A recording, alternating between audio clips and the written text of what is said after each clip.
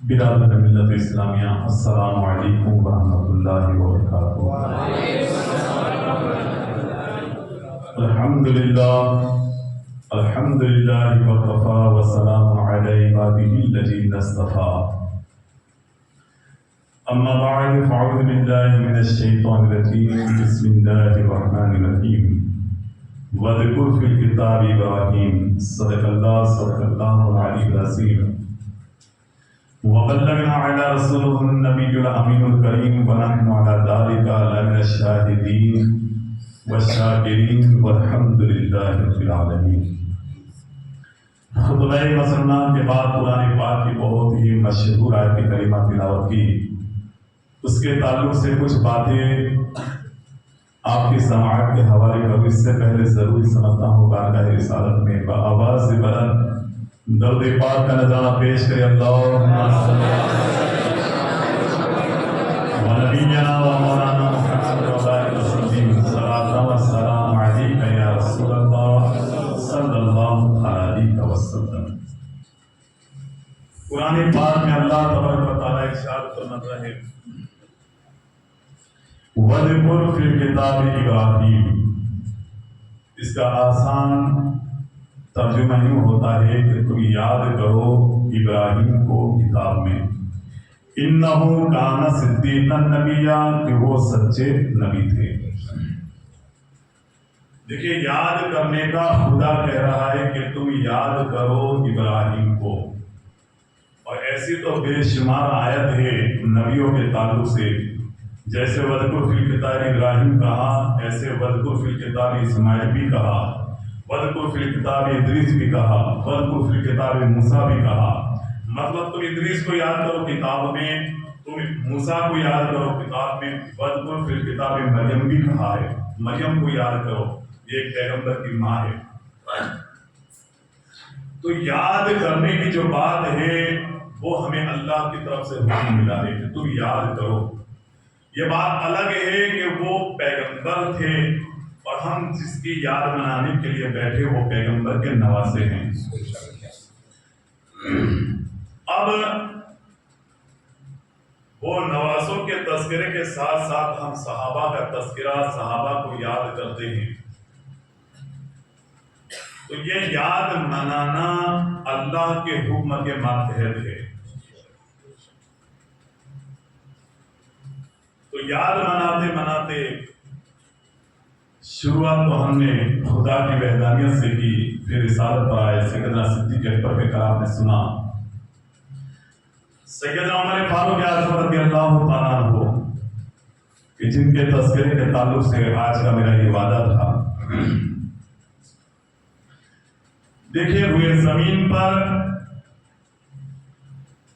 جب اسلام کو آگے بڑھانے کی بات تھی، اسلام آگے بڑھ رہا تھا،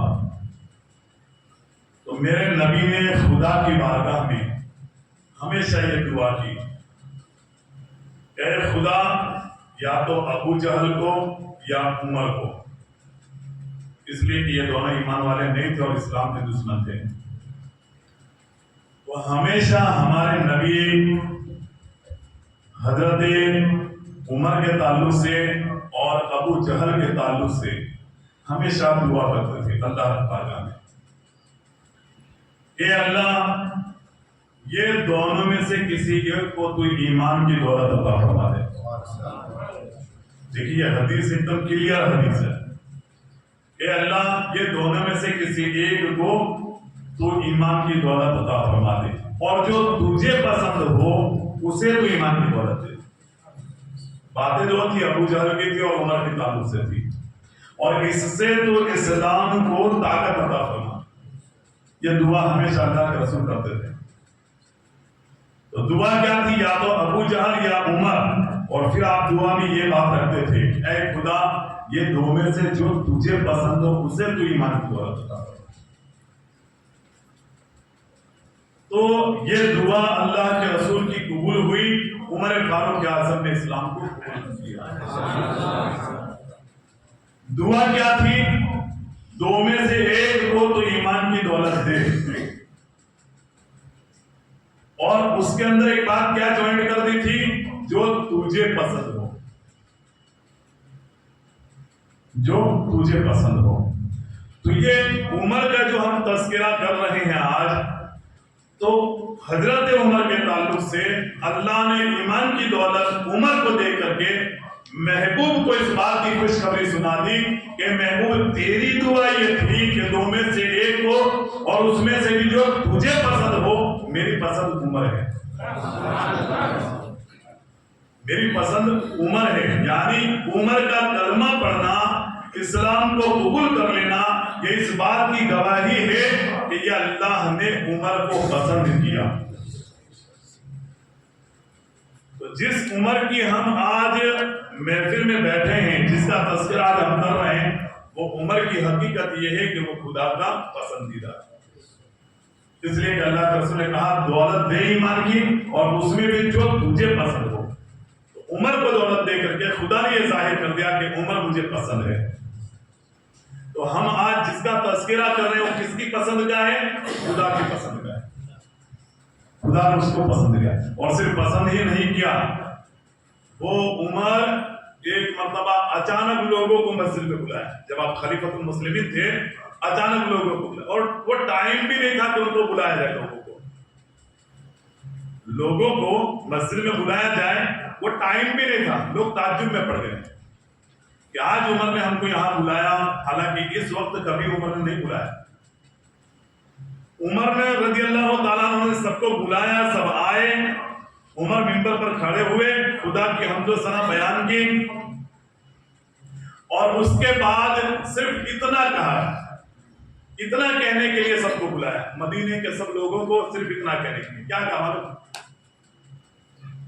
कि उमर, एक जमाने में उमर की हालत ये थी कि हमारे गांव में कहर पड़ता था, और एक एक दाने के लिए लोग तड़पते थे। किसी को एक दाना जल्दी नहीं मिलता था। मैं अपना पेट भरने के लिए मेरी खाला के यहां जाता, दूसरे गांव, मेरी खाला के वहां जाता, दूसरे गांव। पूरा महीना मेहनत करता था।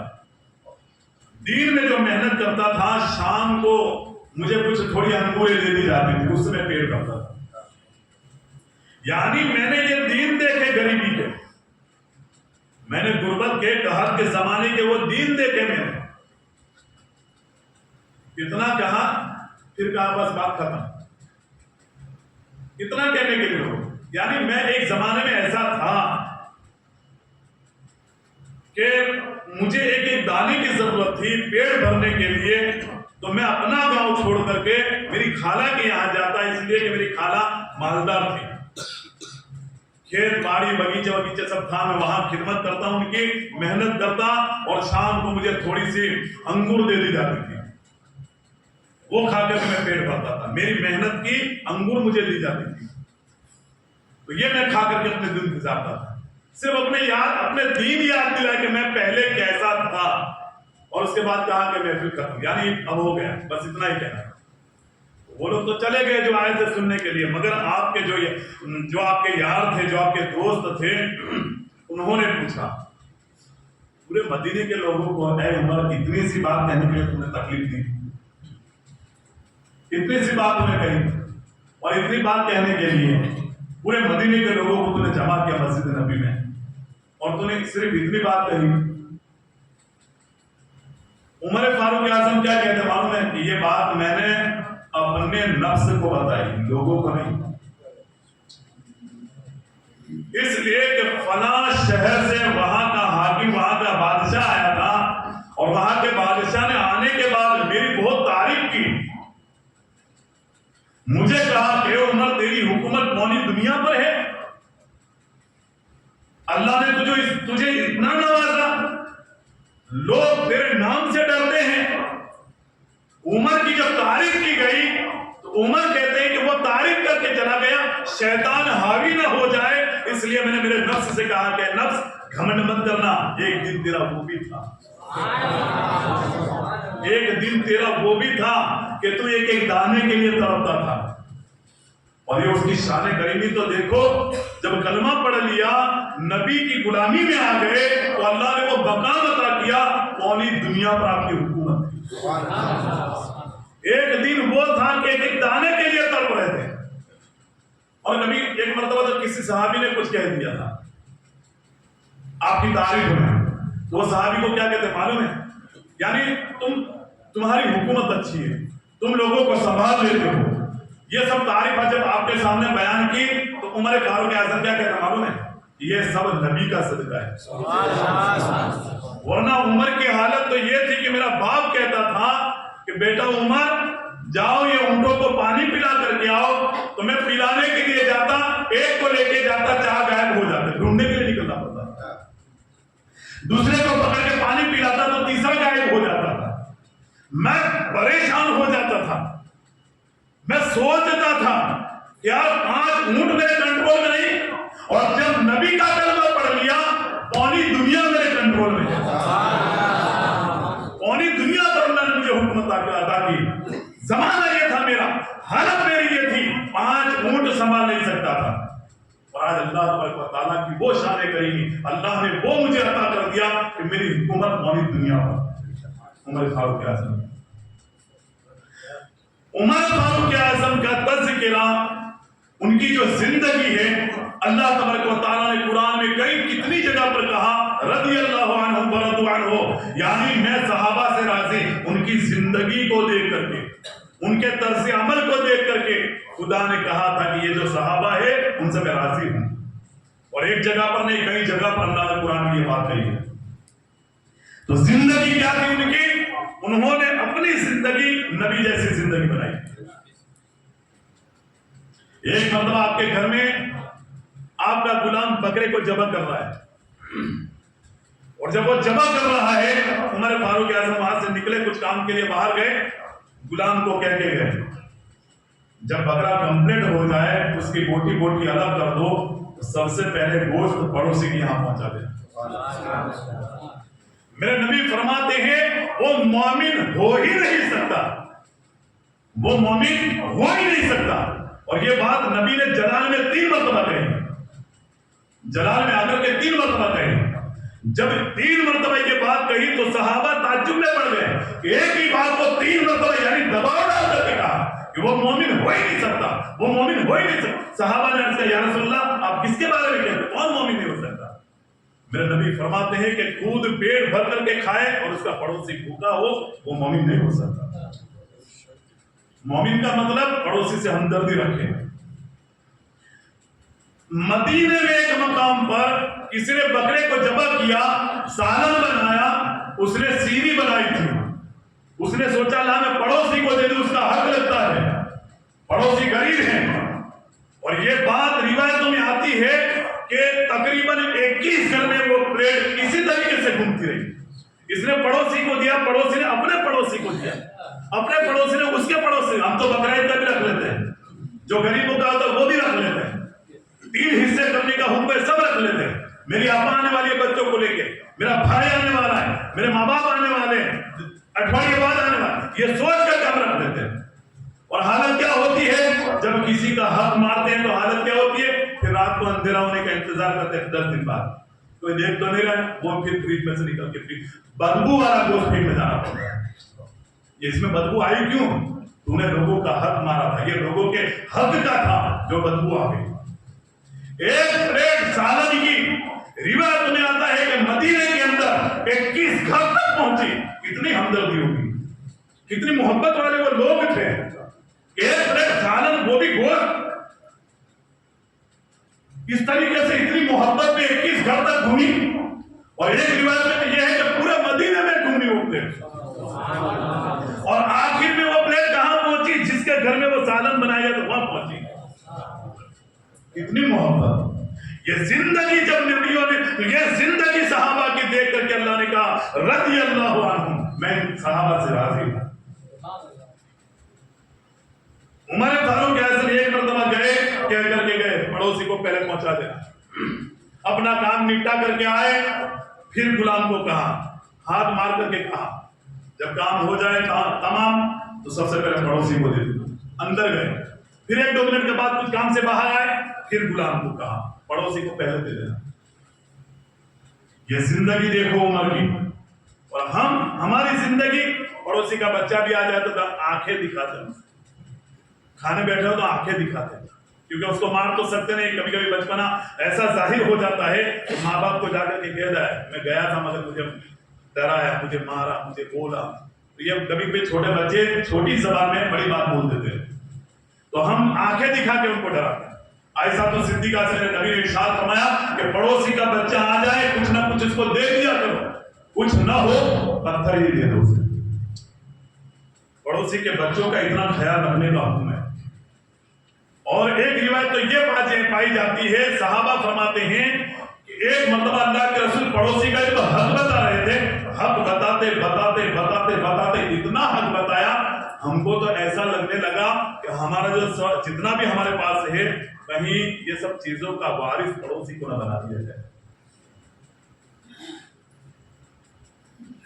आप लोग सुभान अल्लाह नहीं बोलते यार। पड़ोसी का हक इतना मेरे नबी ने बताया कि पड़ोसी कितना हक रखता है।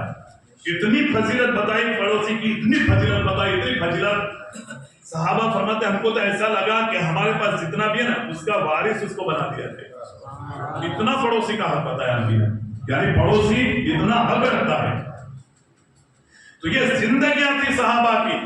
सैयदना उमर फारूक आज़म रज़ी अल्लाह ताला, देखिए बड़े छोटे बड़े का ये सबका अदब का ख्याल, ये हमारे इस्लाम के कानून में।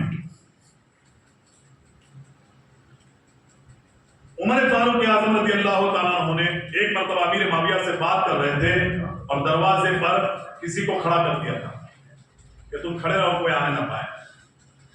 हजरत उमर का ही बेटा है मगर उसको दरवाजे पर रोक दिया है कि अंदर बातें चल रही है, मीटिंग हो रही है, तुम अंदर मत जाओ। आप अमीरुल मोमिनीन थे उस वक्त। और खेलते खेलते इमाम हसन भी उधर से निकले। इमाम हसन ने सोचा लाओ मैं भी मिल लूं उमर फारूक आज़म से, कुछ बातचीत मैं भी कर लेता हूं। मगर जब इमाम हसन जा रहे थे तो दूर से देखा कि उमर के बेटे को अंदर नहीं जाने दिया।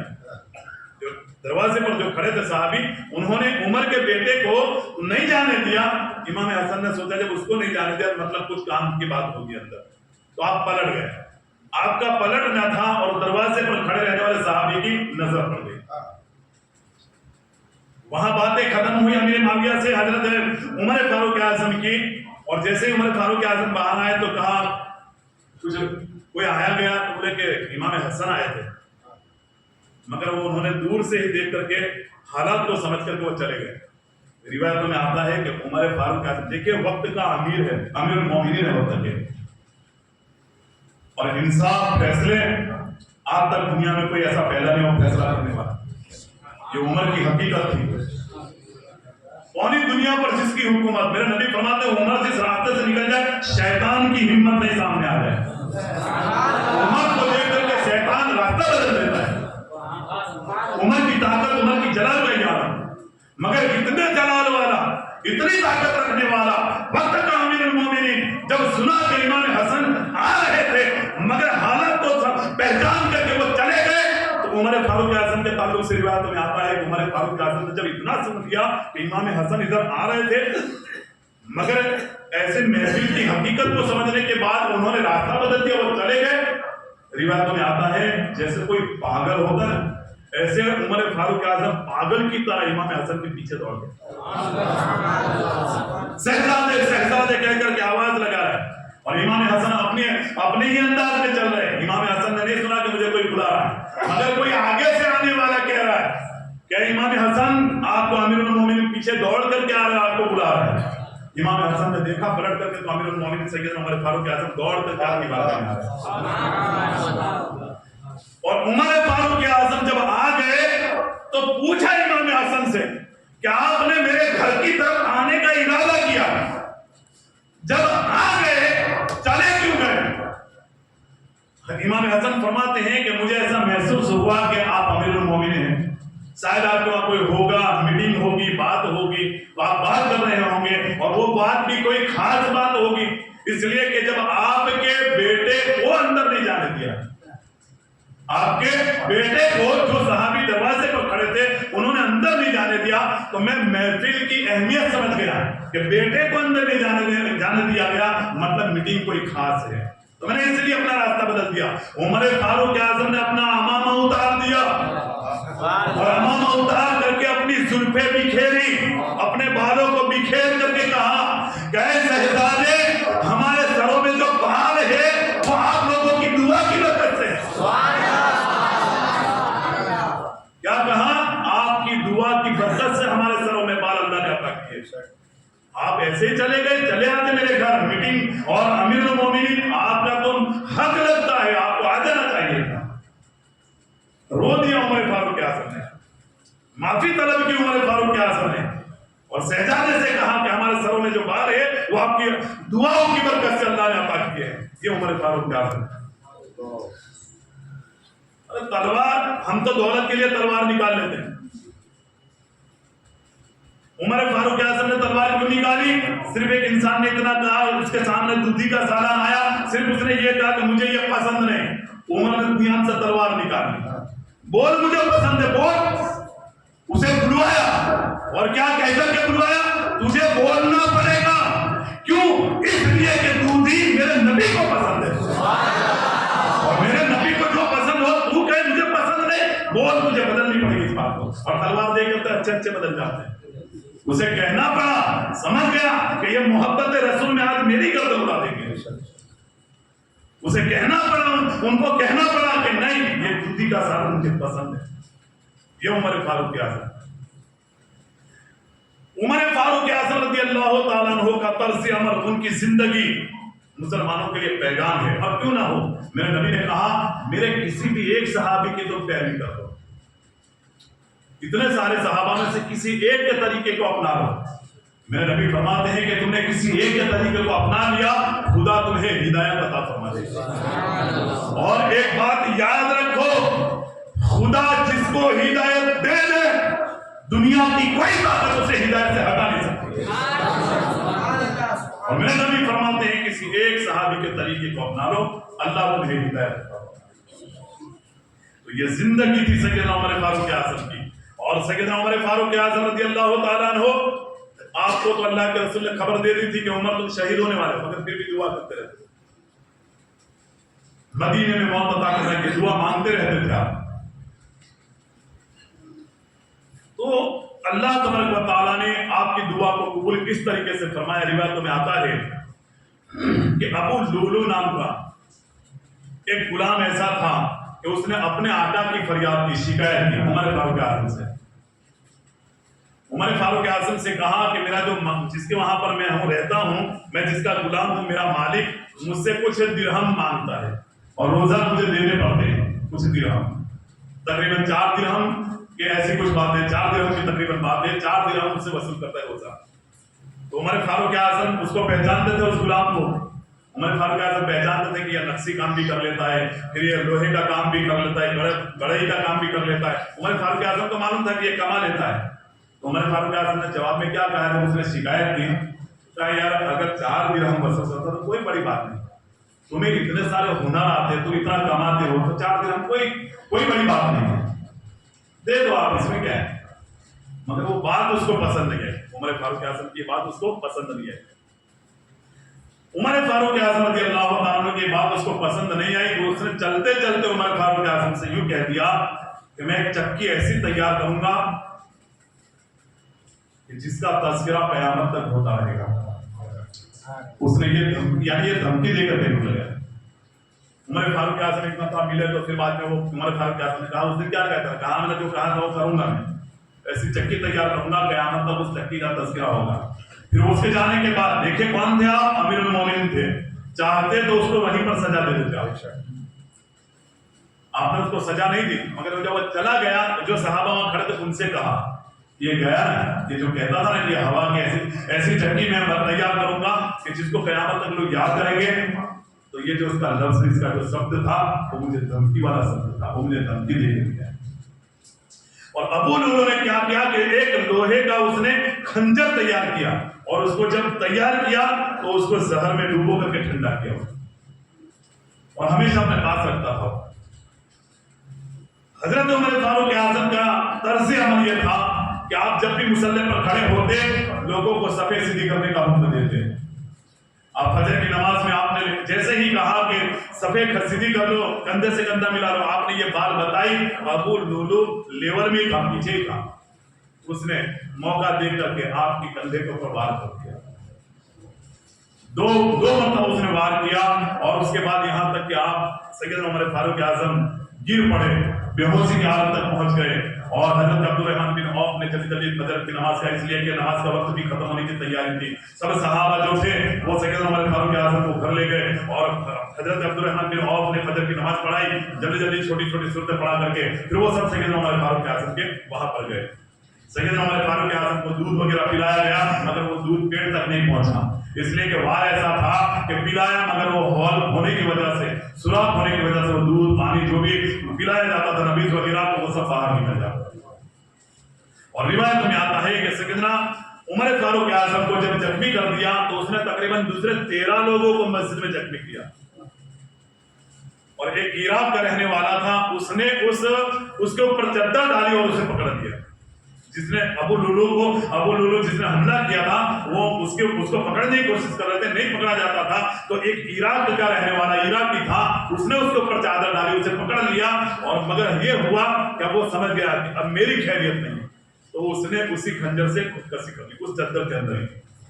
وہ بھی دنیا سے اس طریقے سے چلا گیا. مگر روایت میں آتا ہے کہ 13 میں سے تقریباً 6 لوگوں نے بعد میں جا کے شہادت کیا جو زخمی ہوئے تھے, کیونکہ وہ خنجر زہر کے اندر بھگویا گیا تھا, اسے ڈبویا گیا تھا. سیدنا عمر فاروق اعظم رضی اللہ تعالیٰ عنہ, آپ نے اپنے بیٹے سے پوچھا کہ بیٹا ہمارے اوپر کتنا قرض ہے؟ تو تقریباً 82,000 کے ارد گرد انہوں نے رقم بتائی کتنا ہے.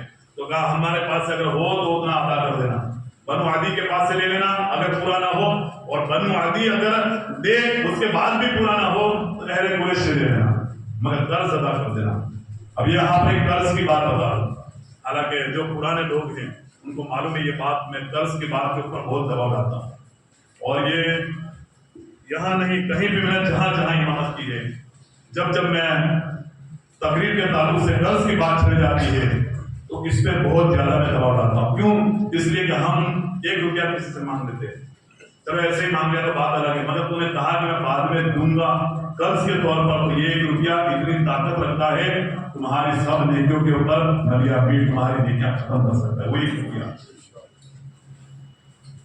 میرے نبی کی بارگاہ میں جنازہ آیا, صحابہ نے کہا یا رسول اللہ آپ نماز جنازہ پڑھا. ان کا عقیدہ تھا اور اتنا مضبوط ایمان تھا ان کا کہ نبی نے نماز جنازہ جس کی پڑھا دی بغیر حساب کتاب.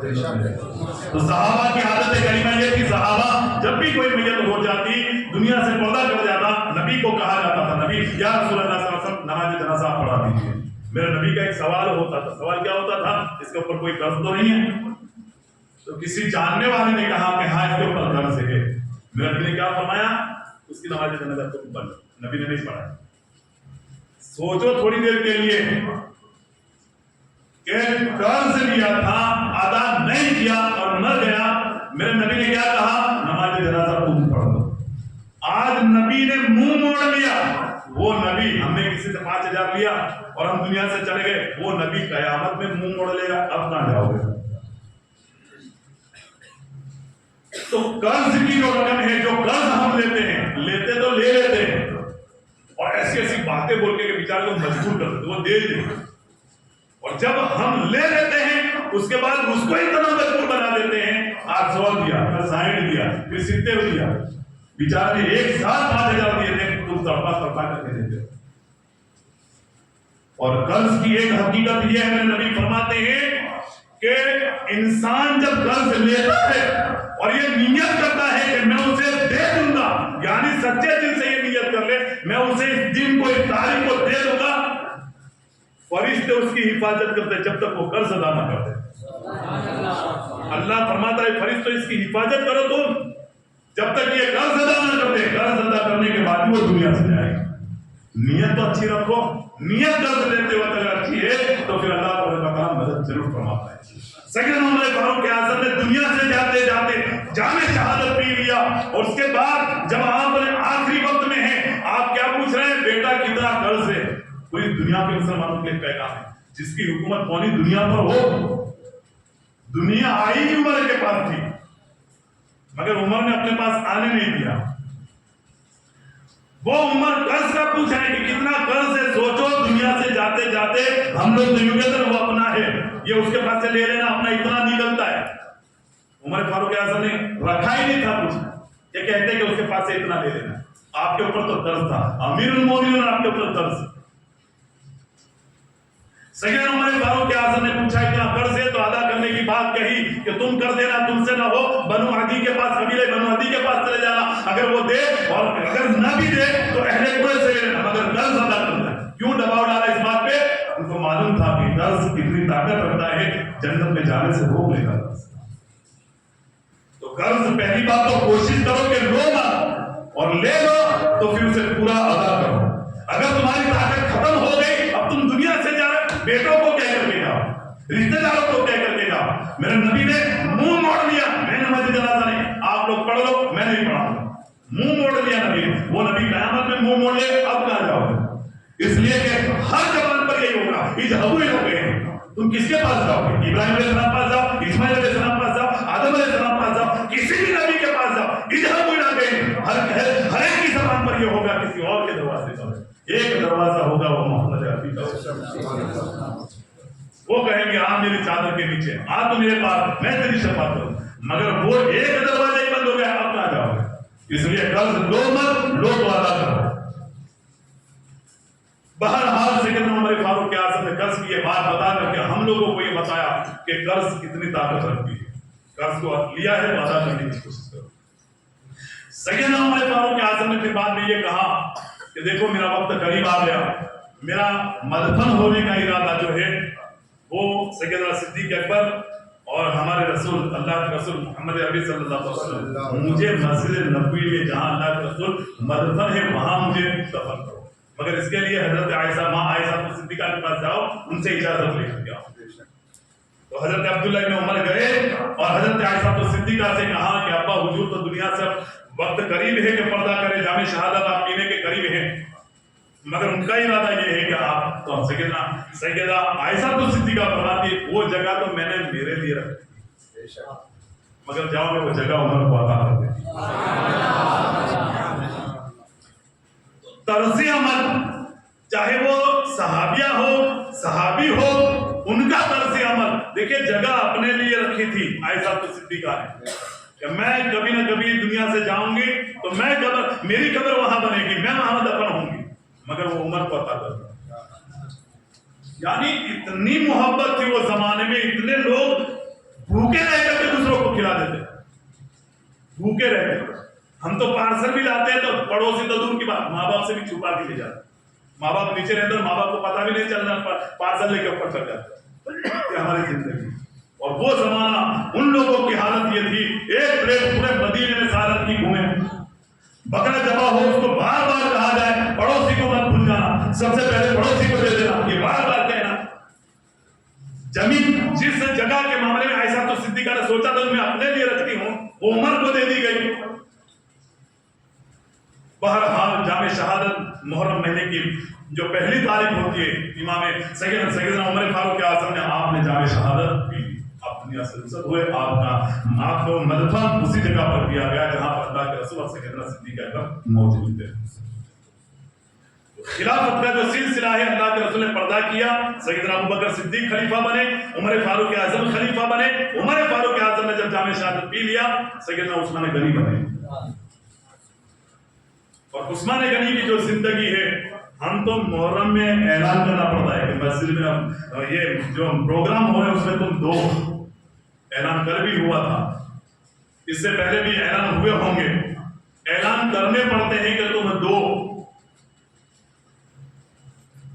دیکھیں ایک بات یہ ہے کہ ہمارے پاس ہے تو دو, یہ بات تو ہے فائنل, ہم دیں گے کب ہوگا تو دیکھنا ہے. اہل بیت کی جو زندگی تھی وہ یہ تھی, 3 مرتبہ افطاری کرنے بیٹھے ہیں, 3 مرتبہ थोड़ा सा जौ मिला, उसमें से आधी जौ की रोटियां बनाई और इफ्तारी करने लगे। पूरा दिन का रोजा, अली का भी रोजा, फातिमा ज़हरा का भी रोजा, और उनमें जो भी मौजूद थे उन सबका रोजा था, चाहे वो खिदमत करने वाली खादिमा हो, जो भी हो, घर में सबका रोजा था।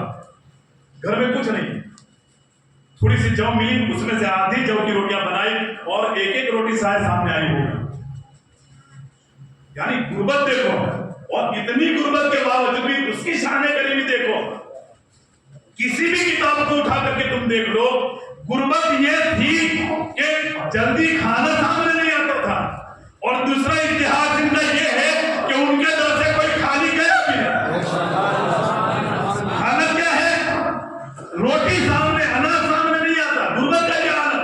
कई दिन तक चूल्हा नहीं जलता था, मगर इतिहास क्या कहता है कि उनके दर पर जो भी आया खाली और कभी गया भी नहीं, कि उसकी शान करीबी। इफ्तारी करने बैठे और किसी ने कहा मैं साइल हूं, मैं गरीब हूं, मुझे दो। फातिमा ज़हरा ने उठा करके दे दी रोटियां। कौन सी रोटियां दी? अब उसके बाद दूसरी रोटी है नहीं। पूरा दिन का रोजा था, पूरा दिन का रोजा, पूरे दिन के भूखे प्यासे, रोटी सामने आई, वो रोटी दे दी। हमको तो ऐसा नहीं कहा कि तुम्हारे जिब में जितना है उतना दे दो, हमसे तो ऐसा कहीं नहीं। हमको तो सिर्फ ना कहा जाता कि आप लोग मदद करो, आप लोग दो, नियाज़ हुसैन में दो, ये प्रोग्राम होता है, प्रोग्राम के अंदर खर्चा होता है, इसमें दो, सिर्फ देने की बात आई। और फातिमा ज़हरा ने तो क्या दे दिया? जो सामने था वो दे दिया। हम तो ऐसा कभी नहीं करते, जेब में वो जो दे दे, बैलेंस जो वो दे दे, हम तो ऐसा कभी करते नहीं। उनकी जिंदगी देखो, दे दिया। दूसरे दिन अब देखिए फिर वापस इफ्तारी, पानी और खजूर से सहरी, फिर वापस दूसरे दिन इफ्तार। दूसरे दिन आए, फिर दूसरे दिन किसी ने कहा कि मैं मुजरिम था, मैं कैद खाने से अभी निकला हूं, मैं भूखा हूं, मुझे दो। फिर हजरत अली ने उठा करके दे। सोचो तो सही, जिंदगी तो देखो उनकी, इतनी हमदर्दी, गरीबों से इतनी मोहब्बत दे दी आपने। तीसरे दिन भी बैठे तो दे दिया आपने, ये जिंदगी। और वो जो गरीबों से इतनी हमदर्दी करता हो, उसके लिए हमसे मांगा जा रहा है। मैं तो कहता हूं बोलो, आप लोग दो, ऐलान करवाओ क्या मेरी तरफ से ये है। सैयदना हजरत उस्मान गनी रज़ी अल्लाह तआला अन्हु आपकी बारगाह में जो भी आया कभी खाली नहीं गया, इसलिए कि सखावत जो लक़ब आपको मिला है वो आप ही को मिला है। जैसे उसरा का जमाना, उस वक्त अल्लाह के रसूल ने जैसे उसरा के जो मुजाहिद थे उनके लिए मदद मांगी, और वो जैसे उसरा का, वो लश्कर को जैसे उसरा इसलिए कहा गया, तंग दस्ती वाला लश्कर। यानी हालत ये थी कि एक दाने के लिए उस जमाने में लोग तड़पते थे, और उनको जंग के लिए जाना था, दाने के लिए तड़पते थे और जंग के लिए जाना था। सोचो इस्लाम के लिए कितनी खिदमत है। मेरे नबी फरमाते हैं कि इनकी इमदाद करनी है, अल्लाह की राह में दो। तो सैयदना उस्मान गनी खड़े हो गए और कहा पानान और सामान के साथ 100 ऊंट में देता। कैसे माहौल में दिए? एक एक दाने के लिए लोग तड़प रहे थे। ऐसे दिनों में सैयदना उस्मान गनी ने 100 ऊंट दिए। अल्लाह के रसूल मिंबर पर खड़े थे और ये बात करते हैं। आप एक दादर फिर मिंबर से नीचे उतरे, फिर लोगों से कहा कि खुदा की बारगाह में जैसे उसरा का जो लश्कर है उसके लिए आप ये जो जंग के लिए जा रहे हैं तो आप उनको दो। सैयदना उस्मान गनी फिर खड़े हो गए, 100 ऊंट तो दे दिए सामान के साथ। अब कहते हैं या रसूल अल्लाह 200 ऊंट दे रहा हूं सामान के साथ, फिर 300। इस तरीके से 3 मरतबा मेरे नबी ने कहा, तो तीनों मरतबा उस्मान गनी खड़े हो गए, आयत करीमा नाज़िल हो गई सैयदना उस्मान गनी की आसान में। कहने का मतलब ये है कि वो लोग दे करके, उनको मालूम था कि देना भी बेकार नहीं जाएगा, उसका वादा है, वो एक हम देंगे वो 10 देगा। और उसको कहां मेहनत करके, उसको तो कुन फयकुन, सिर्फ वो कहता है हो जा तो हो जाती है। अल्लाह को अगर किसी मिट्टी को सोना बनाना है तो अल्लाह को उस मिट्टी को कहने की जरूरत नहीं, खाली इतना कहता है कुन, सोना बन जा तो वो बन जाती है।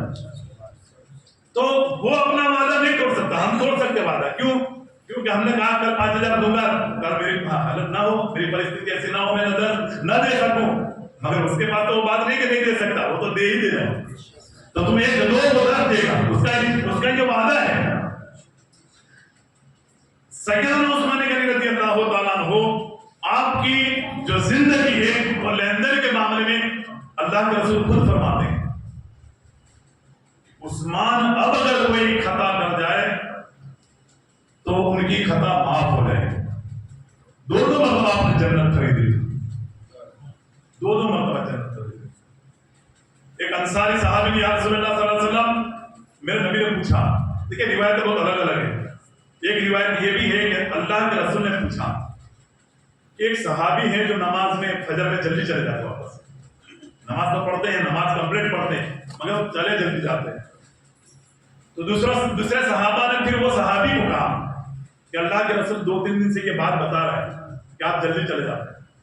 تو وہ صحابی نے اللہ کے رسول کی بارگاہ میں عرض کیا, یا رسول اللہ آپ نے مجھے یاد کیا, آپ میرے بارے میں لوگوں سے پوچھ رہے ہیں کہ میں چلا جاتا ہوں, وجہ یہ ہے میرا گھر کا جو باڑا ہے, گامڑے کے لوگ باڑے میں سمجھ جائیں گے, گامڑے میں وہ گھر ایسے ہوتے آج بھی.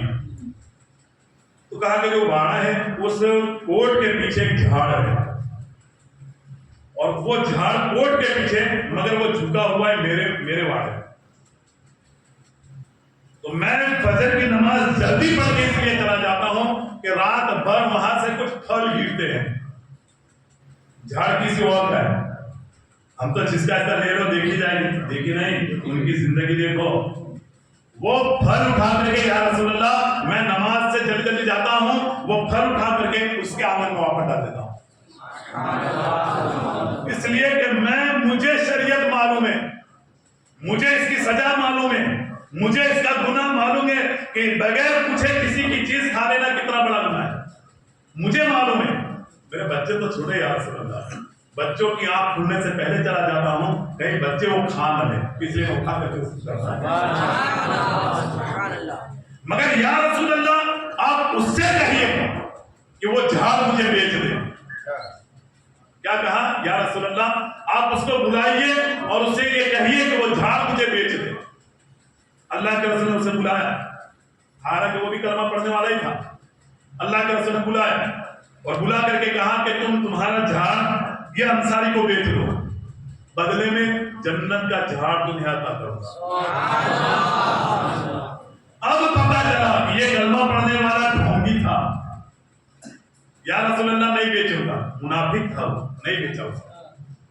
جنت کا جھاڑ ملتا تھا, نہیں, منافق تھا وہ, نہیں بیچا اسے. مگر یہ بات صحابہ کے سامنے ہوئی تھی, یہ بات پھرتے پھرتے عثمان غنی کے پاس چلی گئی. جب عثمان غنی کے پاس پہنچی تو عثمان غنی رضی اللہ تعالیٰ عنہ نے اس منافق کو بلایا اور بلا کر کے کہا کہ تیرا وہ جھاڑ انصاری کو تو بیچنے کی جو بات تھی تو بیچ دے نا. کہا بدلے میں کیا دو گے؟ عثمان غنی پوچھتے ہیں کہ میرا باغیچہ تو نے نام سنا ہے؟ عثمان غنی کے جو باغیچہ تھا پورے مدینے میں مشہور تھا. عثمان غنی کے باغیچے جیسا کسی کا باغیچہ تھا بھی نہیں. بات کیا تھی؟ صرف ایک جھاڑ لینے کی بات تھی. عثمان غنی کیا کہہ رہے ہیں, میرے باغیچے کا سنا ہے تو نے, میرے باغیچے کو دیکھا ہے تو نے؟ کہا ہاں, مدینے میں چرچے اس کے. کہا وہ باغیچہ تجھے دے دیتا ہوں, ایک جھاڑ, وہ ایک جھاڑ مجھے دے دے. جس کے تذکرے مدینے میں ہوتے تھے وہ باغیچہ ایک جھاڑ کے بدلے میں دے دیا. اور پھر اللہ کے رسول کی بارگاہ میں آ کے عرض کرتے ہیں, یا رسول اللہ آپ نے اس منافق سے کہا تھا نا جنت میں جھاڑ دوں گا, وہ جھاڑ مجھے دے دیجیے. یہ میں نے جھاڑ خرید لیا, انصاری کو تحفے میں دے دیا. یہ زندگیاں تھی وہ لوگوں کی, اور ایسی سخاوت کرتے تھے.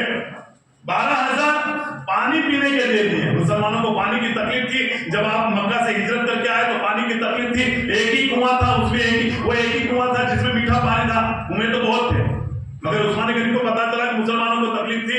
12,000 درہم آپ نے دے دیے مسلمانوں کو پانی پلانے کے.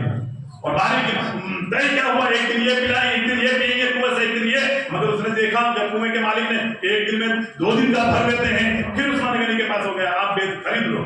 پھر آپ نے 8,000 درہم پھر الگ سے دیے.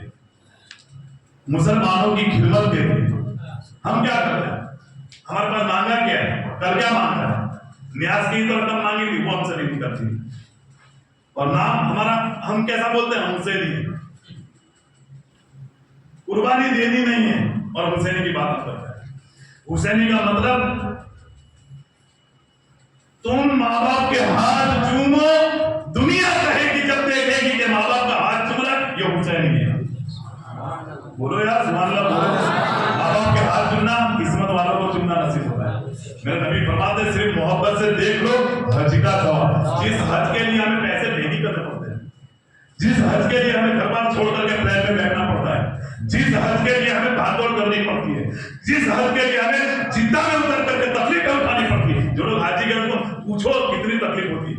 ये हज आसानी से भी नहीं हो जाता, लाइनों में खड़ा रहना पड़ता है, चाहे ये एयरपोर्ट हो चाहे वहां का एयरपोर्ट हो, और एयरपोर्ट में से भी बस में, और बस में भी से भी वापस कमरे तक तकलीफ ही तकलीफ है। ये हज पढ़ने के बाद जो गुनाह माफ होते वो आसानी से नहीं होते, इतनी तकलीफ के बाद हज होती है और फिर तुम्हारे गुनाह माफ होते हैं। तो माँ बाप को सिर्फ मेरे नबी फरमाते हैं कि मोहब्बत की नजर से एक मर्तबा देखो, मकबूल कबूल हुआ वो हज, जो अल्लाह ने कबूल कर लिया वो हज तुम्हें अल्लाह बता फरमाता है, वो हज का सवाब अल्लाह फरमाता है। किसी साहब ने कहा या रसूल अल्लाह हम तो घर में बार बार आते जाते, मेरे नबी फरमाते घर में जितनी मर्तबा भी जाओगे आओगे, जितनी मर्तबा तुम्हारी नजर पड़ेगी, हर नजर के बदले एक मकबूल हज का सवाब अल्लाह। तो तुम्हारी जिंदगी लेन देन में अगर तुमने देखा कि ये उसको धोखा दे रहा है, तो तुम जाकर के बोलो तुमने ये चीज कितने में खरीदी, ये इतने की नहीं है, उसको समझाओ क्यों उसको धोखा देता है। जब तुम ये तर्ज़ अमल रखोगे दुनिया पहचान जाएगी ये हुसैनी है। अपने मतलब का मत बोलो, किसी मुसलमान का नुकसान ना हो इसलिए बोलो, और जब ये समझ करके दौड़ जाओ मदद के लिए, आधी रात को बुलाए दौड़ जाओ, चाहे वो एक्सीडेंट का मामला हो, दवाखाने का मामला हो, मैयत का मामला हो, कोई भी खबर हो, दौड़ जाओ मदद के लिए। जब तुम दौड़ोगे दुनिया कहेगी हुसैनी है। कोई मजबूर आ गया पानी मांग लिया पिला दो, जब तुम पानी पिलाओगे दुनिया समझेगी हुसैनी है। मगर वो सब बातें हमारे अंदर नहीं है। बहरहाल टॉपिक कहीं और पर जा रहा है। मेरा जो कहने का मतलब था ये था सैयदना उमर फारूक आज़म के ताल्लुक से उनका जिक्र था, और सैयदना उस्मान गनी की बात थी। इंशाअल्लाह तबारक व तआला आने वाले कल को जिंदगी बाकी रही, अल्लाह तबारक व तआला ने तंदुरुस्ती अता की, तो सैयदना हजरत अली, इमाम हसन, अमीर मुआविया, इस तरीके से इंशाअल्लाह कल से करबला के वाक़या की शुरुआत कर देंगे। जो कुछ भी बातें बताई अल्लाह हमें तौफीक अता फरमाए। वमा अलैना इल्लल बलाग। सलात व सलाम।